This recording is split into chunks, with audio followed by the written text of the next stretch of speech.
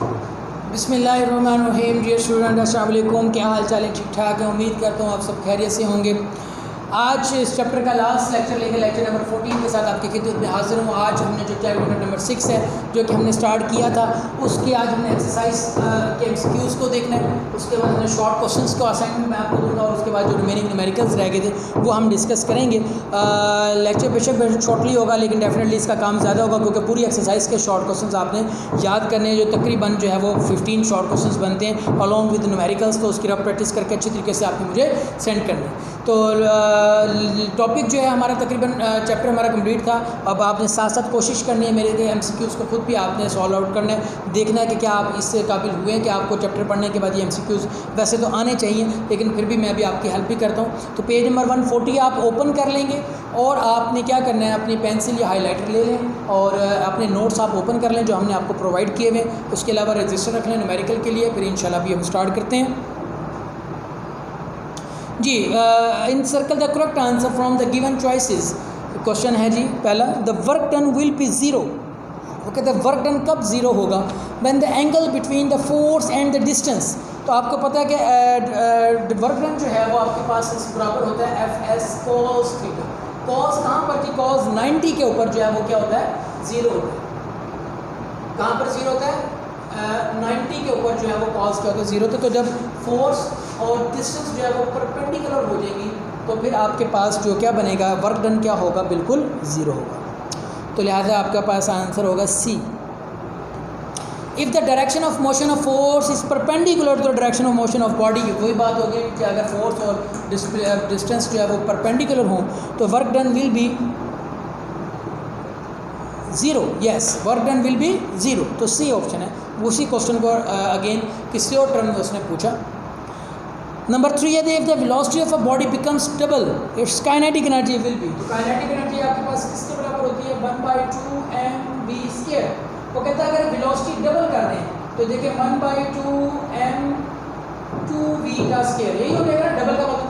तो 2 का स्क्वायर होता है 4, ये आ गया 4 ये हो गया 1/2 mv²।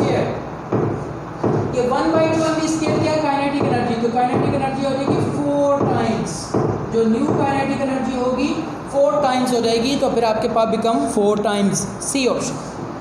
अगर आप कहते हैं इसको इससे कट कर देते हैं तो फिर वो 2 mv² वो काइनेटिक एनर्जी का फार्मूला नहीं होगा। काइनेटिक एनर्जी है हाफ। अच्छा चलिए वो 2 mv² भी हो गया तो अब आप ये देखिए 2 mv² क्या है? हाफ mv² का 4 टाइम्स है। हाफ हाफ हाफ हाफ तो तब जाके बनता। तो दोनों सूरतों में आप देख सकते हैं C option. The work done in a lifting a brick of mass 2 kg through a height of 5 meter above ground will be। Work done निकालना है जी। वर्क डन आपके पास होता है जी F × H और mgh, क्योंकि हाइट की बात हो रही है। मैस कितना है जी? 2 kg। 10 × 5 20 100 जाउल होना चाहिए जी। Yes, 100 joule D option.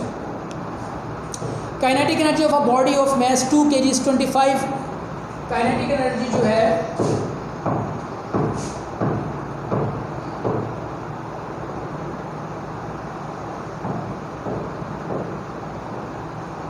Kinetic energy कितनी है जी आपके पास? Of a body of mass 2 kg 25। Mass आपके पास दिया है 2 kg, काइनेटिक एनर्जी दी है 25 जाउल। वो कहते हैं फाइंड आउट करें स्पीड।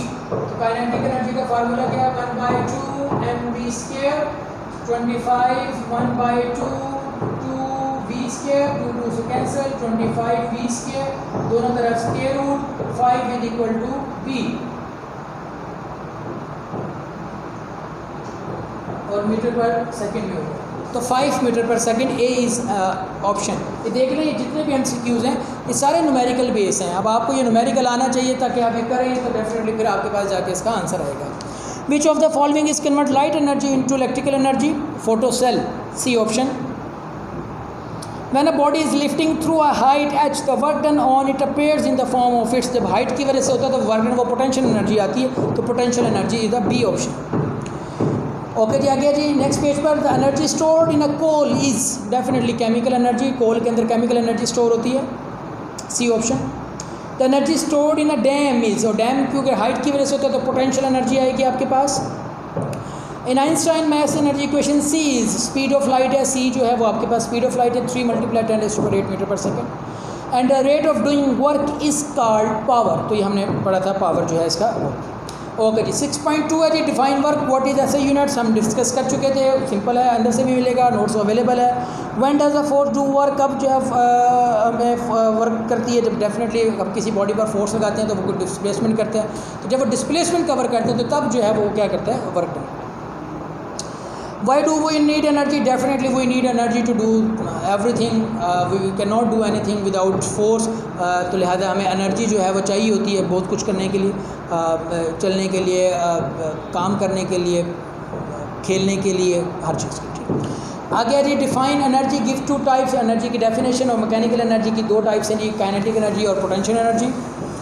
आगे वो कहते हैं define kinetic energy, drive its relation. तो ये अपना 4 नंबर का आपका क्वेश्चन आ जाता है बोर्ड में, 3 क्वेश्चन जैसे, तो ये पीछे डेरिवेशन मौजूद है। Define potential energy, drive its relation also, वो भी अवेलेबल है। Why fossil fuels are called non renewable form of energy, क्योंकि फॉसिल फ्यूल जो है वो हमने पढ़ा था कि वो बहुत ज़्यादा मिलियन ऑफ ईयर्स चाहिए होती है उनकी डिफॉर्मेशंस के लिए, एक पार्टिकुलर टेम्परेचर प्रेशर जो ज़मीन उनको प्रोवाइड करती है, लिहाजा वो हम खुद से नहीं प्रोवाइड कर सकते या बना सकते, इसलिए वो नॉन रिन्यूएबल सोर्स है। Which form of energy most preferred and why, electricity यानी सनलाइट सॉरी हम प्रेफर करते हैं क्योंकि एक तो वो चीप है ना, हमें उसके लिए कोई इस्तेमाल करना पड़ता है, उससे आगे फर्दर हम उसको इस्तेमाल करते हैं, तो सनलाइट हमारे पास जो है वो प्रेफर्ड हम करते हैं। How is energy convert from one form to another, definitely energy जो बहुत सारी चीज़ें हैं काइनेटिक पोटेंशियल में, लॉट ऑफ एग्जांपल्स हैं पीछे, आप इजीली उनमें से देख सकते हैं, कोई सी भी एक पुट कर सकते हैं। 5 डिवाइसेस के नेम लिखने हैं, convert electrical energy into mechanical energy में करते हैं। आपकी वॉशिंग मशीन है, आपका जूसर है, आपकी ड्रिल मशीन है, आपके एग्जॉस्ट फैंस हैं, आपके सीलिंग फैंस हैं, ये सारी चीज़ें जो इलेक्ट्रिकल एनर्जी लेकर घुमाती हैं, मशीनरी को घुमाती हैं। ठीक है। Name and device that convert mechanical energy, एक चीज़ ही है सिर्फ डिवाइस जनरेटर जो घूम कर बिजली पैदा करती है, तो वो जनरेटर है, जो मैकेनिकल एनर्जी को किस में करती है, electrical energy. What is meant by efficiency of system, हम पीछे डिस्कस कर चुके थे। आउटपुट ओवर इनपुट जो है वो किसी भी बॉडी या मशीनरी का जो है वो कितना हमें आउटपुट देती है, कितना इनपुट लेने के बाद, और एफिशिएंसी का मतलब होगा कैसे फाइंड आउट कर सकते हैं, वो हमने पीछे फार्मूला जनरेट कर लिया था। What is meant by the term power, power हमने लास्ट उसमें देखा था कि पावर क्या है, रेट ऑफ डूइंग वर्क जो है वो हम पावर कहते हैं। और डिफाइन वाट, अगर कोई एक वर्क डन जो है किसी भी बॉडी का वर्क 1 जॉल वर्क हो रहा हो 1 सेकेंड में, तो वो एक जो पावर होगी वो 1 वाट होगी, वो डिफाइन वाट होगी। ठीक हो गया बेटा, ये एक्सरसाइज के सारे शॉर्ट क्वेश्चन आपने करने हैं। अब हम न्यूमेरिकल्स करते हैं जी। न्यूमेरिकल नंबर 6.8, 9 और 10 आज हमने करना है।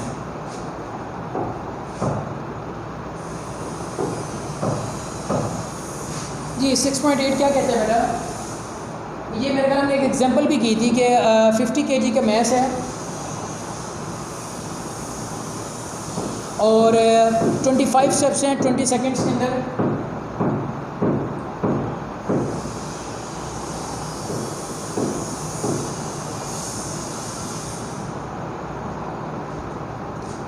और हर जो स्टेप है उसकी जो हाइट है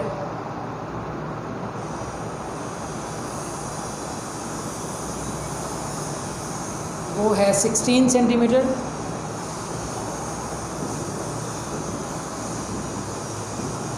हमने पावर जो है वो फाइंड आउट करना है।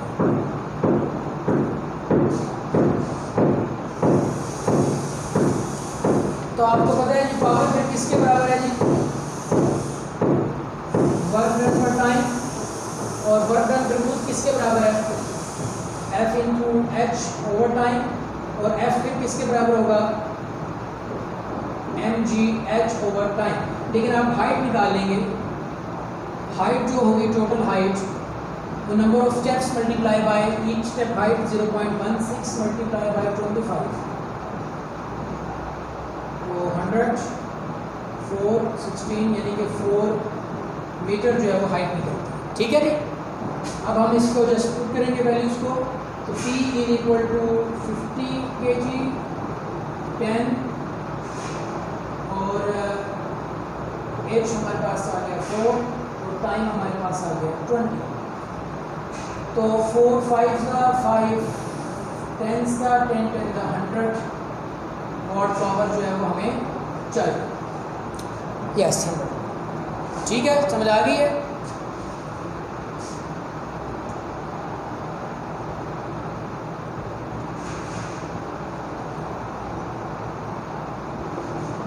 6.9 अगेन क्या कहता है, कैलकुलेट पावर 200 जो है वो मैस है वाटर का जिसको हमने लिफ्ट करना है और 6 मीटर हाइट पर लेकर जाना है और टाइम जो है वो कितना है जी 10 सेकेंड। हमने क्या फाइंड आउट करना है, पावर अगेन बहुत इजी है कि power is equal to work done per time और वर्क डन जो होगा वो होगा ये वर्क डन है और वर्क डन किसके बराबर होगा W into H over time और W is equal to mgh over time. Mass आपके पास कितना है 200, जी आपके पास 10, 6 डिवाइडेड बाई 10, 10 इंटू 10 1200 वॉट। ठीक हो गया जी, okay. Last numerical to the day,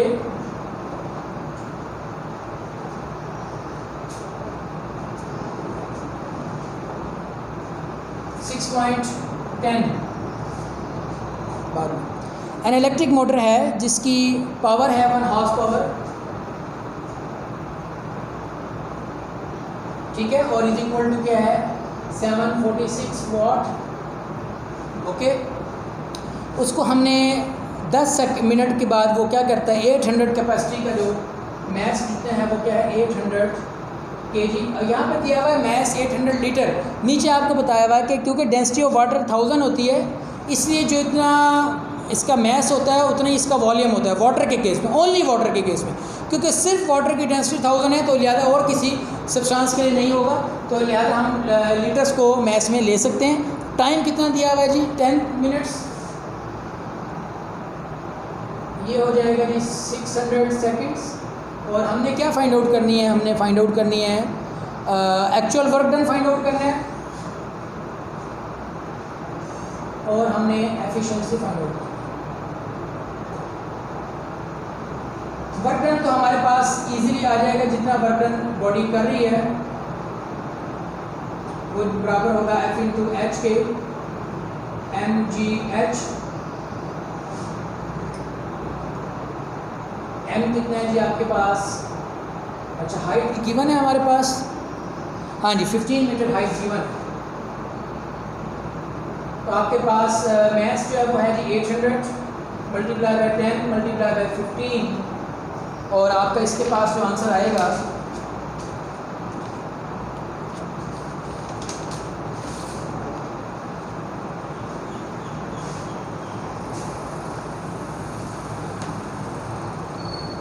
अच्छा। अब क्योंकि हमने पहले दो चीज़ें इसमें फाइंड आउट करनी है, एक तो हमने वर्क डन फाइंड आउट करना है और दूसरा हमने क्या फाइंड आउट करना है एफिशिएंसी फाइंड आउट करना है। तो पहले हम क्या करते हैं कि power is equal to work done per time, क्योंकि पावर हमारे पास गिवन है, यहाँ से हम वर्क डन निकाल लेंगे, एक्चुअल में इसको करना कितना चाहिए पावर मल्टीप्लाई बाय टाइम, तो पावर ले रहे हैं 746 और कितनी देर चलती है 600 सेकेंड्स। इसका जो आंसर आएगा आपके पास वो आएगा 447600। जाओ, ये आ गया जी आपके पास वर्क डन, ठीक है। अब हमने दूसरी क्या चीज़ फाइंड आउट करनी है, एफिशिएंसी फाइंड आउट करनी है, और एफिशिएंसी किसके बराबर होती है output over input multiply by 100, ठीक है। तो हम आउटपुट देखते हैं कि हमारे पास जो आउटपुट है जितना वर्क ये कर रहा है, पोटेंशियल एनर्जी हम कितनी दे रहे हैं इसको mgh, मैस है जी 800, 10 मल्टीप्लाई बाय 15, तो वो जो आउटपुट आपके पास आ रहा है वो आप करें 120,000 जूल। अच्छा, मतलब अभी मैं आपको दोबारा बताता हूँ कि ये आपके पास डाटा, आपसे उसने पूछा कि वर्क डन कितना है और एफिशिएंसी कितनी है। आप देखें जितनी पावर होती है एक मशीनरी की और जितनी टाइम आप चलाएंगे वर्क डन उसको उतना करना चाहिए, मतलब एज अ इनपुट हमें वर्क डन इतना मिलना चाहिए 447600। और हम उससे काम लेके कैसे रहे हैं, तो हमने क्योंकि आप पानी को एक सर्टन हाइट पर लेकर जा रहे हैं, तो हमने potential work done is equal to potential energy होगा, तो वो mgh हम अपना लेकर जा रहे हैं। तो एफिशिएंसी हमारे पास फिर क्या हुई, एफिशिएंसी हमारे पास हुई कि आउटपुट हमारे पास आ रही है इतनी, इनपुट हम दे रहे हैं इतनी, तो जो मल्टीप्लाई बाय 100, तो हम कितने परसेंट एफिशिएंट हैं जी, 26.8% सिर्फ जो है वो एफिशिएंसी दे रहा है पंप। होता यह है कि जितनी भी किसी भी इक्विपमेंट की मशीनरी की पावर होती है और जितनी देर चलती है, इसका मतलब है कि हम उसको इतनी देर इनपुट दे रहे हैं, इलेक्ट्रिसिटी कंज्यूम करवा रहे हैं। 746 वाट की एक मशीन है, अगर हम उसको 600 सेकंड चलाते हैं तो हमने इतनी एनर्जी दे दी है एज ए इनपुट उसको, और आउटपुट के तौर पर हमें वो क्या दे रही है, क्योंकि हमने 800 किलोग्राम वाटर को 15 मीटर हाइट पर सिर्फ लेकर जाना था, तो जब हम उसको लेकर गए तो उसके लिए हमें एनर्जी चाहिए कितनी, 120,000। हम कितनी दे रहे हैं, 447600 जूल। तो हमने जब इसको डिवाइड किया तो सिर्फ 26.8% हमें एनर्जी जो है वो लेकर काम कर दे रही है, बाकी सारी जो है वो इसमें जा रही है, वेस्ट में जा रही है। और यही हमने उस दिन डिस्कस किया था एफिशिएंसी के लिहाज से, ठीक है। तो आज का जो बेटा हमारा लेसन था वो कंप्लीट हो गया। आज हमने 3 न्यूमेरिकल्स भी कर लिए, अपनी कंप्लीट एक्सरसाइज भी कर ली, MCQs भी कर लिए, शॉर्ट क्वेश्चंस है, यही आज आपकी डायरी है, कंप्लीट शॉर्ट क्वेश्चन की प्रैक्टिस। अगेन आपने जो न्यूमेरिकल्स है वो अब आपके पास न्यूमेरिकल सारे मुकम्मल हो चुके हैं। सारे न्यूमेरिकल्स को आपने क्या करना है, अच्छी तरह होमवर्क कर उसका होमवर्क मुझे आपने चेक करवाना है कि सर ये हमने नीटली इसको कर ली हुए। इंशाल्लाह नेक्स्ट लेक्चर में हम नए चैप्टर का आगाज़ करेंगे। तब तक के लिए मुझे इजाज़त दीजिए, अपना ख्याल रखिएगा, दुआओं में याद रखिएगा। अल्लाह हाफ़िज़।